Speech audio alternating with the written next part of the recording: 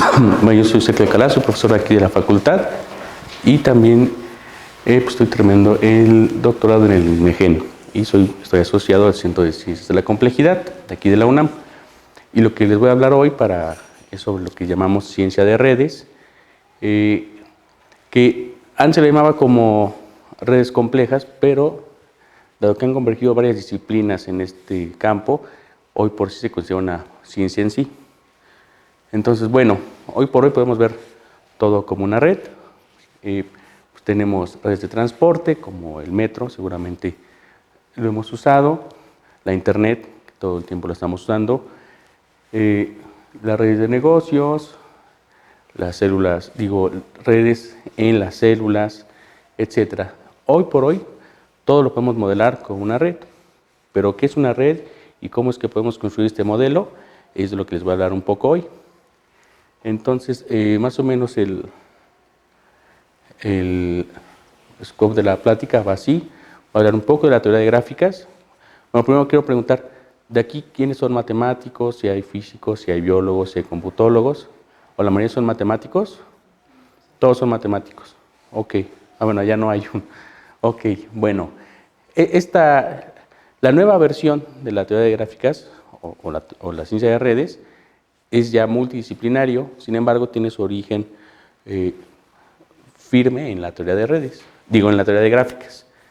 Entonces seguramente algunos de ustedes conocen este problema, que es el problema de los puentes de Königsberg, que es una ciudad en Prusia, y el asunto es el siguiente: pasa un río por ahí que divide la ciudad en 4 regiones y hay 7 puentes que están interconectando la ciudad, las 4 regiones de la ciudad. Entonces el problema es el siguiente: es posible dar un paseo comenzando desde cualquiera de estas regiones, pero pasando solo una vez por cada uno de los puentes.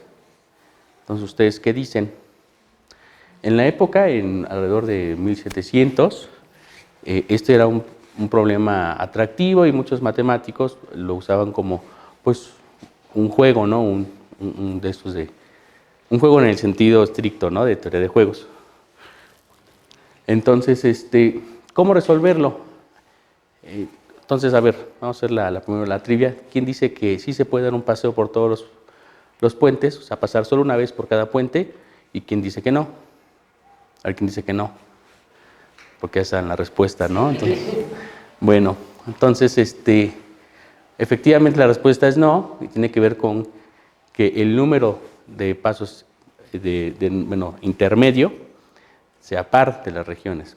¿De qué cosas? De nodos, ¿no? Bueno, el asunto es que Euler lo resolvió en 1736, dando paso a esto que conocemos como, muchas gracias, Efraín, la teoría de gráficas. Él justamente, pues como seguramente algunos de ustedes ya saben, modeló cada región del pueblo como un punto, un nodo o un vértice, y los puentes como unas líneas entre ellos, una arista. Entonces, con esto dio paso a una teoría matemática llamada teoría de gráficas, la cual da origen a la ciencia de redes. Bueno, es uno de los fundamentos de la teoría de redes. Entonces, justo como podemos ver, pues ya definió más formalmente una gráfica, o graph en inglés, en España le dicen grafo, es un par de conjuntos, un conjunto de vértices y un conjunto de aristas, los cuales, pues, el conjunto de vértices es un conjunto de parejas ordenadas de los mismos nodos o vértices, ¿no? Entonces, esta es una pareja ordenada y cada uno de los puntos es un nodo. Tenemos 2 conjuntos, un conjunto de parejas ordenadas y un conjunto de nodos. Esto también, cada gráfica o cada grafo tiene una representación matricial, lo cual lo hace muy cómodo porque pues, podemos trabajar vía el álgebra lineal con este objeto que representa una gráfica, que es la matriz de adyacencia. ¿Qué es una matriz de adyacencia? Pues bueno, es simplemente una matriz que en las columnas representa cada uno de los nodos y en las columnas los nodos y los renglones también. Ponemos un 0 si no hay conexión del nodo por ejemplo, i al nodo j, ponemos un 0, y si lo hay, pues ponemos un 1. Y es una forma muy elegante de representar a la gráfica. Ahora bien, ¿qué ventajas tiene trabajar con la matriz de adyacencia? Que bueno, toda la teoría lineal, del álgebra lineal, se cumple para este objeto matemático. Bueno, se puede generalizar a gráficas dirigidas, es decir, pues podemos ponerle un peso a la interacción. Por ejemplo, si estos fueran pues tasas de comercio entre dos países, a lo mejor tienen una tasa de comercio de 0.1 del país A al país E, y del país E al A, pues una tasa de 55%. Y eso pues ya no es simplemente una interacción, sino es una interacción ponderada que tiene pues otro significado. O bien, efectivamente puede que el país A no comercie con el B, pero el B sí comercie con el A. Esto pues como ya se estarán imaginando, tiene un montón de aplicaciones a la actualidad, pues lo que le llaman hoy las redes sociales, pues es básicamente un conjunto como estos, ¿no? El Twitter sería una red no dirigida, bueno, más bien, perdón, dirigida, en la cual pues tú puedes seguir a alguien y ese no necesariamente te puede seguir a ti. Y el Facebook es una red de este tipo, ¿no? En la cual pues si tú sigues a uno o se hacen amigos, en instantáneo se hacen amigos, ¿no? Entonces ahí no hay dirección, ¿no? Entonces un poco para poner estos conceptos. Pero la teoría de gráficas es toda una rama amplia en las matemáticas que tiene que ver con la combinatoria, con el análisis de algoritmos y con un montón de cosas. Los primeros estudios de gráficas son estos que son muy interesantes, que son las gráficas completas o grafos completos, que son pues gráficas en las cuales todos los nodos están conectados con todos, y también hay otros más interesantes. Esto es un caso extremo de gráficas. Ahora aquí va la pregunta, ¿ustedes creen que por ejemplo el Facebook sea una red de estas? O sea, en la que todo el mundo pueda conectarse con todo. Bueno, les adelanto un poco la respuesta es no. Incluso si pudiese llegar a una gráfica completa el Facebook, no aguantaría el número de servidores, se colapsaría, ¿no? Pero bueno, eso es algo de lo cual justamente la teoría de gráficas difiere un poco de lo que hoy llamamos ciencia de redes. Bueno, otras gráficas interesantes son el estudio de árboles. Justamente, pues aquí también en estudios de probabilidad se pueden usar. Esto es un árbol de decisiones, ¿no? Entonces, un proceso estocástico se puede representar vía una de estas, o bien muchos ejemplos en ciencias de la computación usan árboles. Es todo un asunto, son también una rama de la teoría de gráficas que se estudia bastante. Y tal vez uno de los casos más famosos es de la aplicación ya de la teoría de gráficas, es el teorema de 4 colores, el cual nos dice que cualquier mapa de cualquier forma que pueda ser dividido en cualquier número de n regiones de cualquier forma puede ser coloreado con 4 colores. ¿Cuál es la regla? El chiste es tener una región o digamos un país, y que si son adyacentes no puedan tener el mismo color. No sé si me explico. Es decir, yo no puedo dibujar de color rojo porque pues entonces habría dos rojos pegados o habría dos amarillos pegados. Entonces es la única regla que hay que cumplir. Entonces para cumplir esa regla hay un teorema, bueno, se había estado haciendo a mano y pues justamente se entraba en 4 colores. Eventualmente esto se convirtió en una conjetura y finalmente se pudo probar.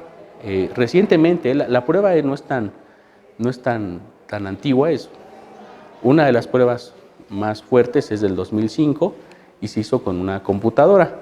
¿Por qué? Pues porque justamente pasar este problema a una gráfica es muy sencillo, y ayudarse con la computadora vía algoritmos para colorear hace una relación estrecha entre las ciencias de la computación y la teoría de gráficas. Entonces, esta es una de las aplicaciones más fuertes. Se puede probar con teoría de gráficas que el teorema de 4 colores es cierto, ¿no? Bueno, Esa es como la teoría de gráficas clásicas. Ahora me voy a pasar un poquito a algo más reciente, que es la teoría de las gráficas aleatorias, que fue comenzada por Paul Erdos y Alfred Rengi en 1959.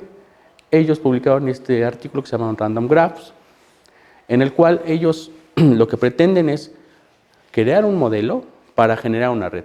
No simplemente usar la gráfica como objeto de estudio, sino tratar de modelar. Para esta época, el estudio de las redes sociales de a de veras, no lo que conocemos hoy, sino pues redes de familias, redes de amistades o de colaboración, ya era un tema fuerte para los sociólogos. Entonces, uno de los objetivos era saber si podía crear un modelo, a partir de un modelo matemático, una red que pudiera simular este proceso de crear una red. Y ese es uno de los objetivos de esto. Entonces, básicamente el modelo es como sigue. Tenemos un montón de puntos sin conexiones y con una cierta probabilidad P, digamos una moneda, escogemos un nodo y tiramos el volado y vemos si conectamos esa pareja. O sea, elegimos una pareja de nodos y tiramos un volado. Si nos sale Sol, los conectamos y si no, pues no. Y así podemos hacer M ensayos hasta tener una gráfica que tenga muchas aristas o M aristas, ¿no? Entonces, básicamente los detalles del modelo no los voy a platicar, pero básicamente el modelo para generar una gráfica a partir de una probabilidad P, pues es más o menos de la siguiente, que es una probabilidad binomial, ¿no? Entonces, justamente M es el máximo número de aristas y M minúscula es el número de aristas que vamos a tener. Con esto llegamos a una distribución de conexiones más o menos de este estilo, en la cual si n se hace grande y esta cantidad, que es el número de nodos por la probabilidad de conexión, el volado o el dado que quieran tirar, se parece constante, esta distribución de conexiones se acerca a esta forma, que no sé si les parezca similar. Bueno, ¿cómo? Casi. ¿Qué nos dice esta distribución de conexiones? Es la probabilidad de que un nodo tenga K conexiones. Es decir, nos estamos fijando en un histograma de todos los nodos, y más bien de las conexiones de todos los nodos. Cuántos tienen 0 conexiones, cuántos tienen 1, y así hacemos un histograma.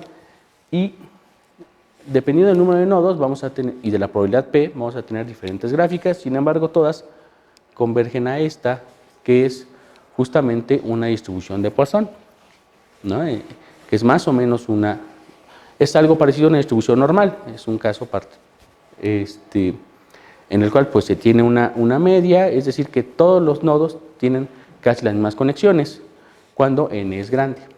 Entonces, este fue un primer modelo que generaba redes con unas características topológicas, es decir, ya de fijarnos en la forma de las conexiones, fue de los primeros, ¿no? Ahora, lo importante de esto es justamente esto, que aquí estamos pensando en n muy grande, cuando n tiende a infinito. Es para gráficas ya muy particulares, son gráficas que tienen muchísimos nodos. Por lo general, las gráficas que se estudian en teoría de gráficas suelen tener 100 nodos o menos, porque además en la época visualizar más de 100 nodos pues era complicado. Sin embargo, hoy por hoy se puede hacer, y en esta época de Erdos y Rengi, pues pensar en n tirando a infinito era algo bastante innovador. Bueno, esto es lo que les decía, tiene más o menos una distribución donde tiene pues una media en las conexiones y pues se van alejando, ¿no? Eso quiere decir que casi todos los nodos tienen las mismas conexiones. Entonces, construir una gráfica de estas aleatorias, o sea, en la cual se conectan los nodos así, nos genera una gráfica que tienen casi todos los nodos la misma conexión. Ahora, la pregunta vuelve a ser, ¿ustedes creen que el Facebook o sus redes de amigos o las redes de políticos tienen esta forma? ya se empieza a pensar, a ver como, pues quién sabe, ¿no? Seguramente una gráfica completa no es, pero una de estas, quién sabe. Vamos a resolver esa pregunta un poco después. Ok, algo interesante de esta red es que presenta algo que se llama transición de fase, que es un término muy de la física, de la mecánica estadística de hecho, en el cual a partir de cierta probabilidad, P, que es 1 entre n-1, si nosotros en vez de elegir un dado, elegimos una probabilidad de esta, los nodos empiezan a conectarse en lo que llamamos un componente gigante. Detrás de este límite tenemos grupos, o sea, empezamos a hacer nuestros M ensayos para conectar nodos y tenemos grupitos pequeños de nodos, pero cuando la probabilidad ya supera este límite, todos los nodos al acabar nuestros M ensayos van a generar un componente, un único componente, una red totalmente conexa. Bueno, perdón, una red conexa entre un solo componente, no es totalmente conexa, porque si no sería un grafo completo. Entonces, esto es muy interesante porque se parece a algo, un problema estudiado en mecánica estadística que se llama percolación. Y justamente algo que se estudia mucho en mecánica estadística son las transiciones de fase. Es decir, pasamos de un régimen de varios cachitos a un solo componente conectado a partir de esta probabilidad, a partir de variar un parámetro del modelo. Bueno, esta percolación es algo bien estudiado en física, que es parecido al problema de, pues cuando filtramos agua por café, cuando queremos hacer café, tenemos nuestro filtro, echamos el agua y pasa un tiempo en el cual el agua cruza todos los surcos y finalmente llega a otro extremo y pues percoló, es decir, el agua. Eso también es un problema en hidrodinámica, en dinámica de fluidos, cómo es que un fluido puede atravesar un montón de material poroso. Esto es justamente cuando se logra pasar, es una transición de fase, y esto ya se ha estudiado en física y es muy parecido a esto que sucede acá con las redes. Por lo cual, pues este tipo de gráficas, este tipo de modelos comenzó a cobrar no solo un interés en los matemáticos, sino también en los mecánicos estadísticos o en los físicos estadísticos, en los cuales pues su objetivo es justamente a partir de propiedades microscópicas de un sistema poder entender propiedades macroscópicas como la temperatura. A partir justamente de distribuciones de probabilidad es como se puede hacer. Entonces, en física la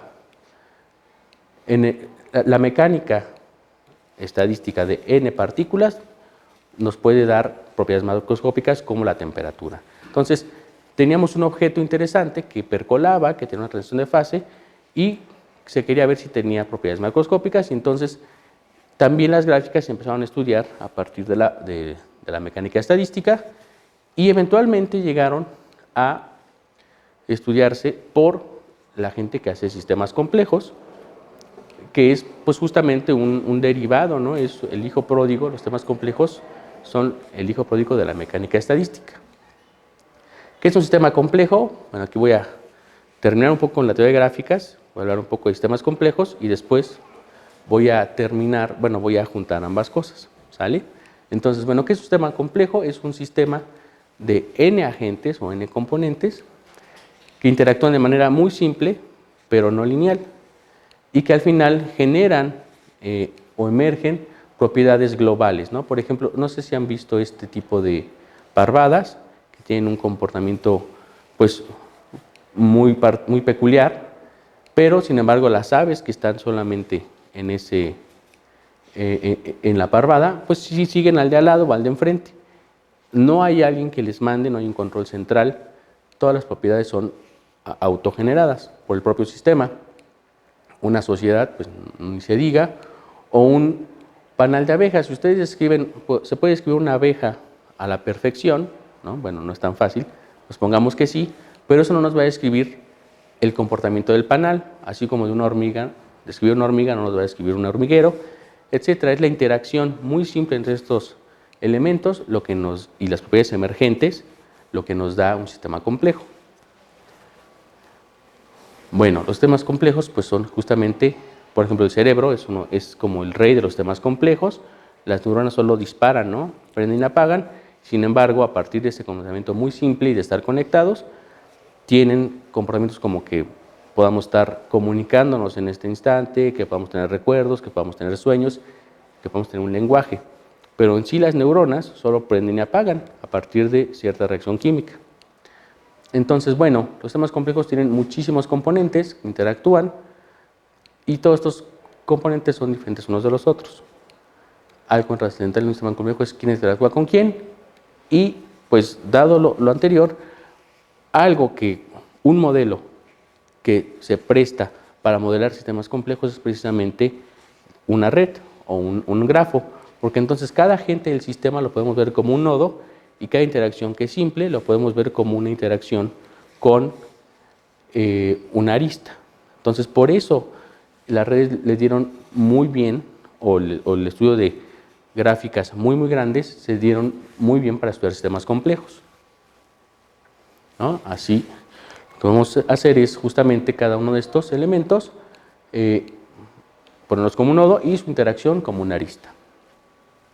Bueno, en esta era, que es la era de la información, no solo podemos hacer teoremas o pensar teóricamente a partir de estos sistemas, sino podemos hacer ya experimentos, es decir, tenemos lo suficiente como para poder estudiar este sistema experimentalmente, dado que tenemos un montón de datos que vienen de la genómica, de la proteómica, de estudios sociales, etcétera, etcétera. Bueno, todo el mundo puede traer un celular ahorita y eso genera un montón de información. Entonces podemos no solo pensar en modelar en sistemas complejos, sino podemos a partir de los datos construir sistemas complejos o ver si nuestro modelo está funcionando. Bueno, esto es entonces lo que da paso al estudio de redes complejas. Por ejemplo, uno de los más famosos es el que ya les comenté, el de la WWW, el de la World Wide Web, que es diferente a la Internet. La Internet es la red de computadoras conectadas físicamente por algún método físico entre ellas, y la web es la red en la cual cada nodo es una página y si hay un hipervínculo de una a la otra, una liga, entonces hay una conexión.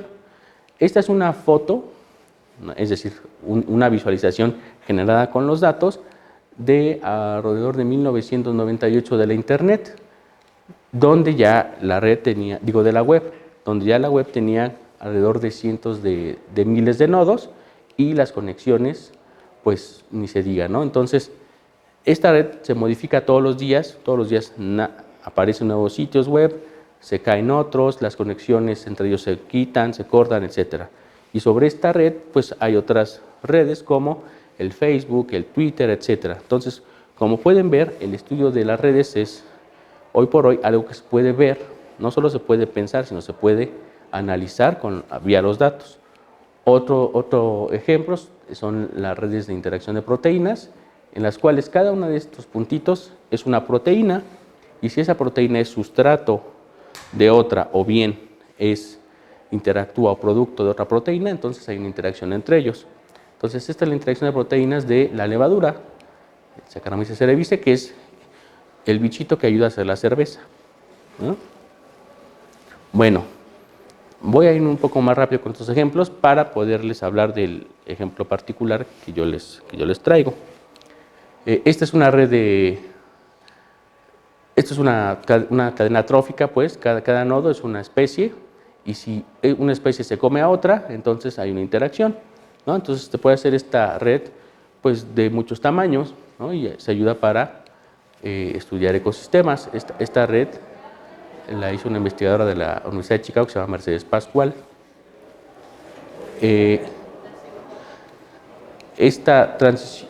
Hay redes también de regulación o de transcripción. Aquí cada nodo es un gen, y si hay una interacción de transcripción, también podemos poner una arista. Entonces, ahorita voy a explicar más a partir de estas redes. Estas ya la vimos, es la de interacción de proteínas, que también hay para el gusano C. elegans.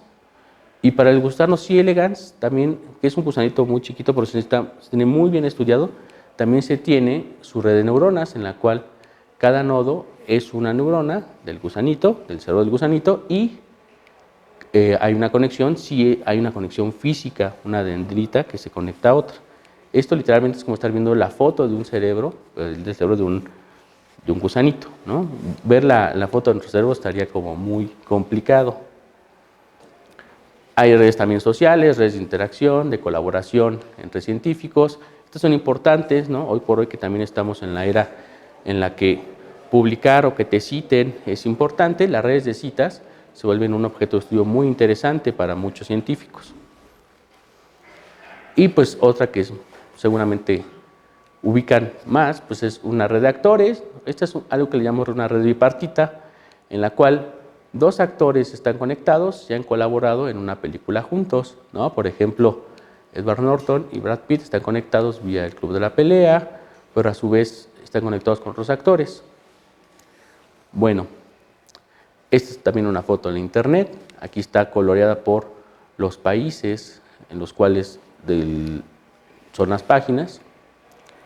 Y bueno, con esto ahora la pregunta que podemos hacernos es, ¿qué es un nodo importante y por qué? Entonces, ya no solo estamos viendo que hay nodos y que están conectados entre sí, sino que hay nodos que puede haber nodos más importantes que otros, porque estas redes que vimos no son gráficas completas y tampoco son gráficas de Erdős-Rényi. Entonces, ¿cuál es el nodo más importante de esta red? ¿Por qué? ¿Cómo fluye la información entre dos nodos? Esto es importante hoy por hoy justamente porque las redes son un objeto de estudio real, ¿no? Como el Facebook, como el Twitter, etc. Entonces, bueno, podemos fijarlos. La primera medida de centralidad muy evidente es el número de conexiones de un nodo. A lo mejor uno podría pensar que el nodo más importante de una red es el que tiene más conexiones. Y tal vez sí, pero si ustedes quitan tal vez un nodo con muchas conexiones, a lo mejor la red no le pasa nada. Eso se llama resiliencia en la red, ¿no? Entonces, es una medida de centralidad, sí te dice qué tan importante es un nodo, su número de conexiones, pero no es la única forma de saber qué tan importante es un nodo. Hay otros como el PageRank, que usa Google para buscar las páginas. El PageRank es una generalización del grado, en el cual no solo te fijas en cuántas conexiones tienes tú, sino cuántas conexiones tiene tu vecino. Y de hecho es una centralidad para redes dirigidas, en la cual si a ti te apuntan muchos nodos, entonces eres un nodo importante, en la medida que los nodos que te apuntan también sean importantes, y eso tiene que ver con que los apunten a ellos. Entonces, así es como mide Google. La lista de resultados que les pone al principio está con base en esa centralidad, en el PageRank, que justamente la propusieron y definieron los creadores de Google. Otra medida de centralidad de nodos, bueno, hay una medida promedio para esta red, que es justamente ya el número de conexiones promedio, que nos dice que es el promedio justamente de los nodos, de los grados de cada nodo, de las conexiones de cada nodo.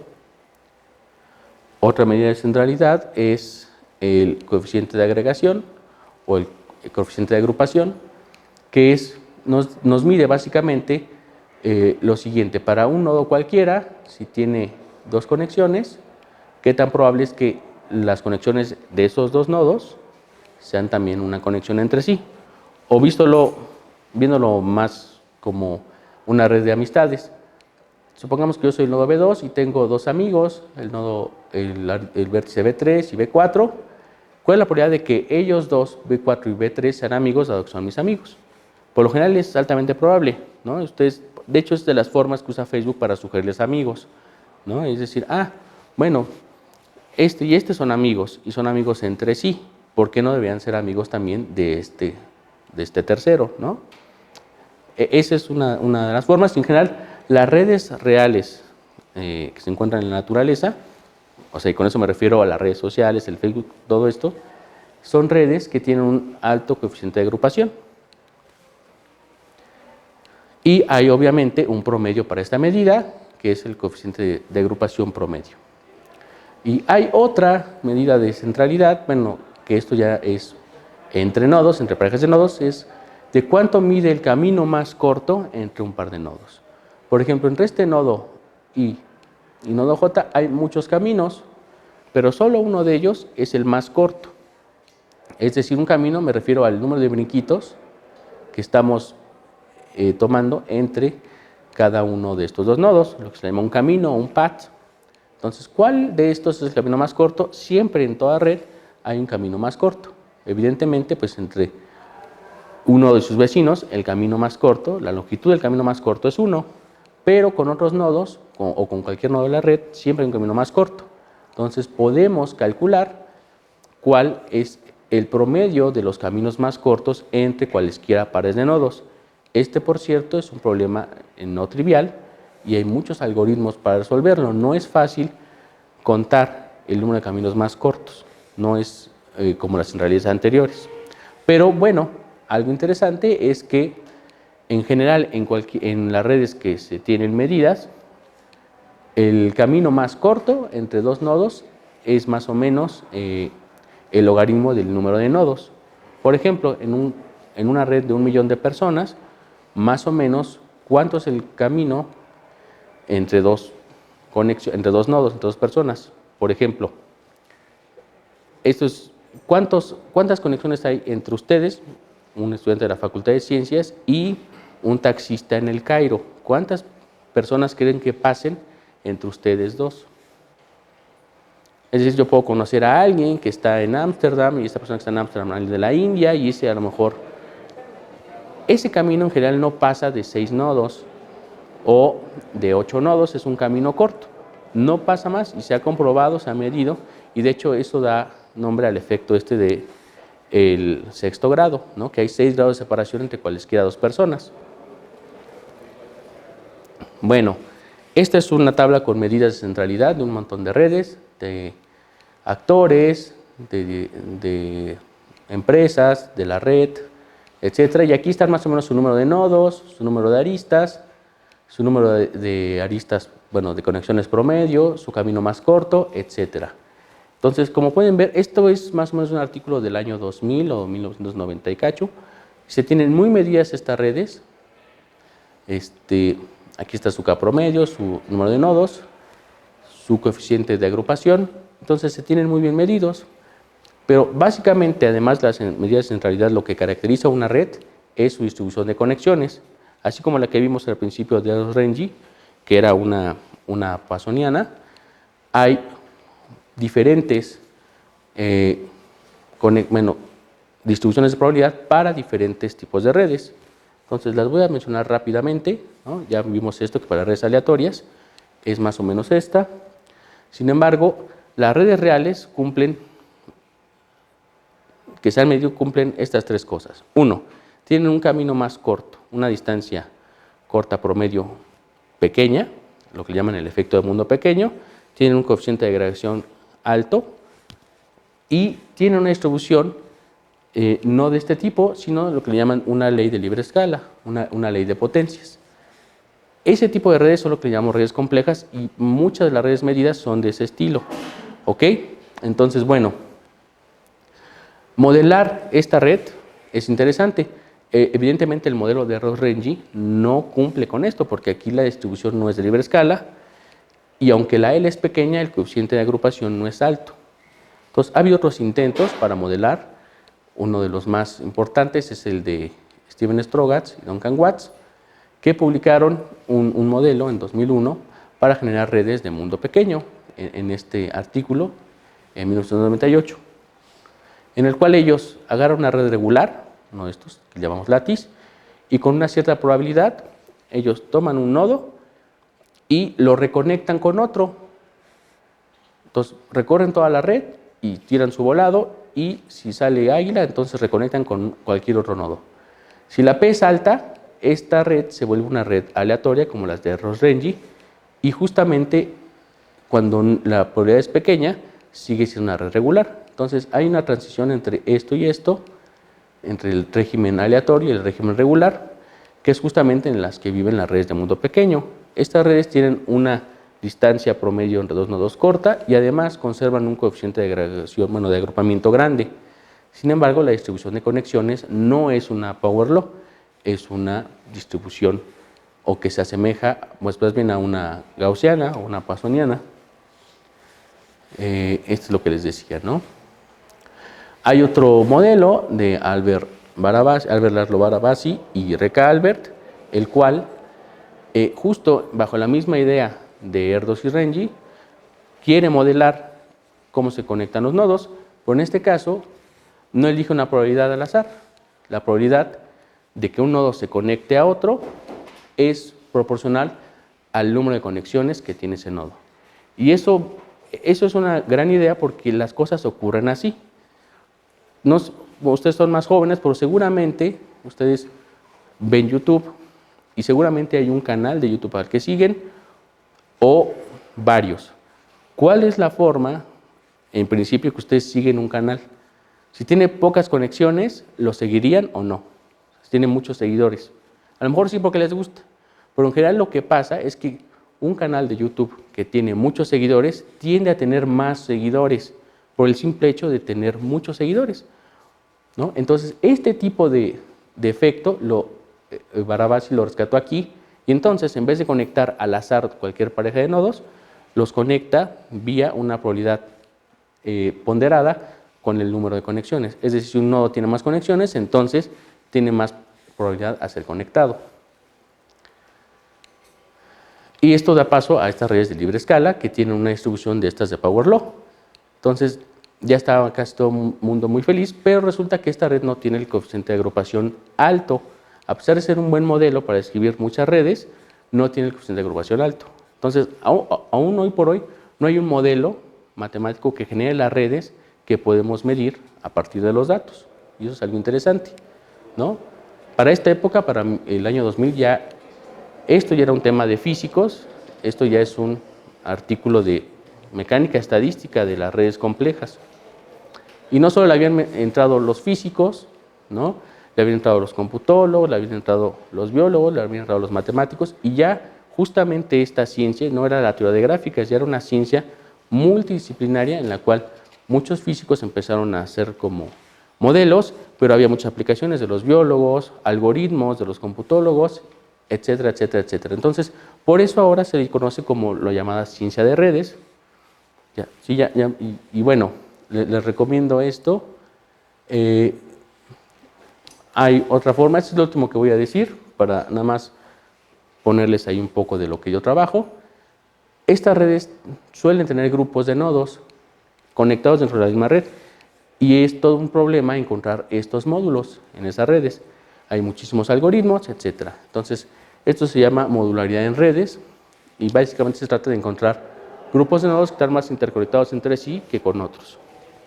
Bueno, también hay modelos de redes multicapa en la cual aquí hay una red, pero puede estar conectada en otra capa con otro. Por ejemplo, esto puede ser el Twitter, esto puede ser el Facebook, y esto puede ser una red social real de amigos. Y toda esta teoría ha estado como muy en boga, ¿no? Por último, les voy a contar un poco de lo que yo hago, que son redes de regulación genética en cáncer. Supongamos que tenemos un gen, este produce una proteína que puede tapar el lugar donde otro gen viene y se transcribe y produce otra proteína, la cual puede tapar este gen a su vez. Este proceso se conoce como transcripción genética y ocurre en todas las células y es un proceso autorregulado, el cual hace que las células de su piel sean diferentes a las células de sus huesos. Aunque tiene el mismo ADN, este proceso o programa regulatorio es diferente para cada uno. Entonces, nosotros lo que tratamos de modelar es ese proceso con redes, con gráficas, a través de tener experimentos de cáncer de mama, ¿no? Y el objetivo es descubrir si una célula cancerosa o cuál es la diferencia entre una célula cancerosa, entre el programa regulatorio de una célula cancerosa y una célula normal. Entonces, para eso tenemos estos experimentos de cáncer de mama y no les voy a hablar mucho de cáncer, pero es importante saber que hay 4 tipos de cáncer identificados por los médicos, por los bioquímicos, que son el luminal A, el luminal B, el HER2 y el basal. Es importante porque para el tipo basal y el tipo HER2 no hay medicamentos, ¿no? Cuando a alguien le da cáncer de mama basal o HER2, lo que le hacen es quimioterapia. Y sobre todo este cáncer basal es muy agresivo, entonces es importante descubrir o ver cómo le hacemos para descubrir medicamentos para este tipo de cánceres, que son para el luminal A y luminal B. Pues bueno, hay medicamentos que tienen que ver con el receptor de estrógeno, pero para los basales y HER2 no lo hay. Entonces es interesante este estudio. Nosotros hicimos un estudio basado en estos, construimos redes a partir de estos datos de cáncer y construimos redes para cada una red transcripcional para cada uno de los tipos de cáncer. Y lo interesante es que así como histológicamente o bioquímicamente los tipos de cáncer son diferentes, las redes de cáncer que tenemos para cada uno de los subtipos tienen una topología diferente. Es decir, tienen una distribución de conexiones similar, pero tienen un coeficiente de agrupación diferente, una L diferente, y en general tienen grupos diferentes. Más aún, tienen módulos en sí. Entonces, construimos las redes de los diferentes tipos que están aquí, después calculamos o buscamos módulos, que son grupos de nodos más conectados entre sí en esas redes, y después vimos si esos módulos o esos grupos de genes colaboraban juntos en algún proceso biológico, es decir, que están asociados a una función biológica, y eso básicamente pues, nos salió que sí, ¿no? Hay diferentes tipos de procesos biológicos que tienen que ver con la transcripción asociados a la red de cada subtipo de cáncer. No solo eso, sino también buscamos módulos dentro de los submódulos, y esta es lo último que estamos haciendo, que esta es la red asociada al subtipo de cáncer de mama HER2, que es de estos que les digo que es muy agresivo.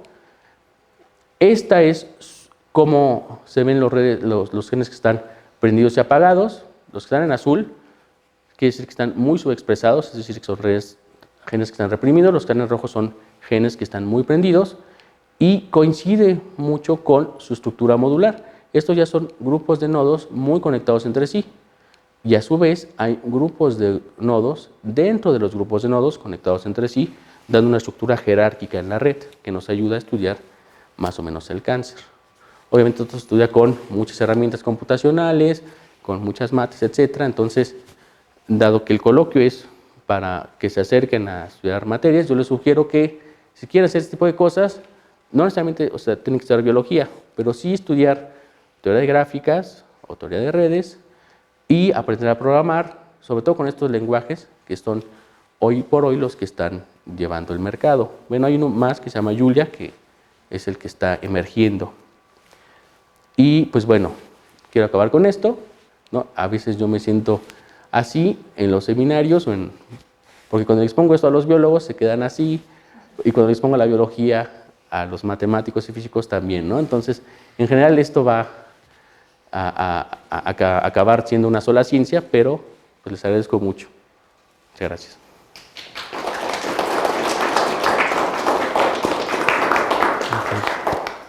No sé si tengan una pregunta rápida.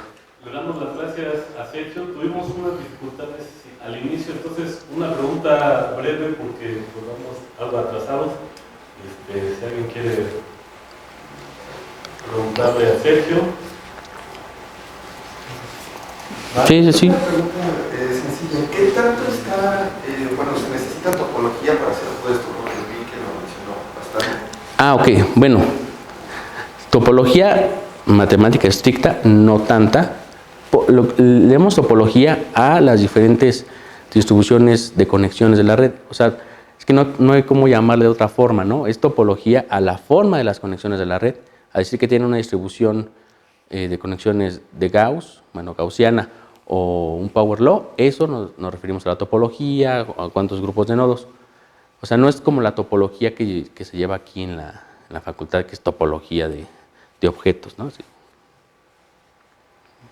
Bueno, ¿alguien más? Bueno, pues muchísimas gracias entonces. Bueno, le damos las gracias de nuevo.